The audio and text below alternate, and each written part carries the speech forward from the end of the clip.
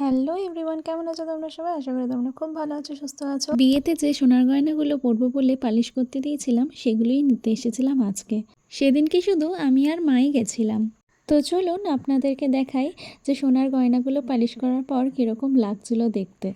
আমার তো ভীষণ পছন্দ হয়েছিল, খুব সুন্দর লাগছিল।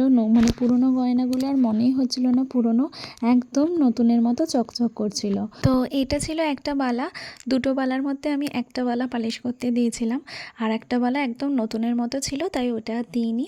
আর দিয়েছিলাম 4টে চুড়ি, আর মায়ের জন্য একটা চেন দিয়েছিল পালিশ করার জন্য।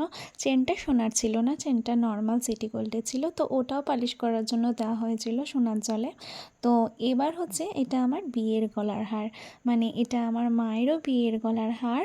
আর ওই উপরের যে সরু গলার হারটা ওটা আমার মায়ের অ্যানিভার্সারির গলার হার। তো এগুলো আমি সবই পালিশ করতে দিয়েছি। এই দুটো কানেরও হলো মায়ের, তো এগুলো আমি সব পালিশ করতে দিয়েছি। কি সুন্দর লাগছে দেখুন পালিশ করার পর।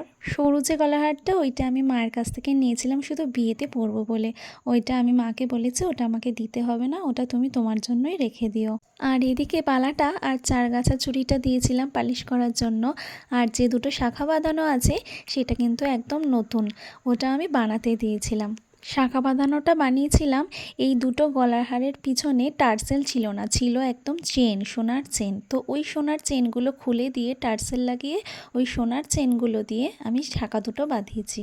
তো এখানে এগুলোই ছিল পুরনো জিনিস যেগুলো আমি পালিশ করতে দিয়েছি। তো চলুন আর কিছু সোনার জিনিস সেগুলো আপনাদের দেখাই। এই যে গলায় 3টে পরেছি সোনার হার, তার মধ্যে উপরেরটা ছিল নতুন, ওটা বাবা কিনে দিয়েছিল। আর আমার হাতের পলা বাঁধানো আর আংটিটা এইগুলো আমি কিনেছিলাম নিজের টাকা জমিয়ে। আর হাতে দুটো মোটা মোটা চুড়চুড়ি ছিল, ওগুলোও বাবা কিনে দিয়েছিল। তো আমি সোনার গয়নাগুলো কোথা থেকে কিনেছিলাম সেগুলো আপনাদেরকে বলি। আমার এই গলার যে চোকার আর আংটি আর পলা বাঁধানো এগুলো আমি কিনেছি এইচ.কে. দত্ত জুয়েলার্স থেকে। আর আমার বরের জন্য যে সোনার আংটি নেওয়া হয়েছিল সেটা নিয়েছিলাম অঞ্জলি জুয়েলার্স থেকে।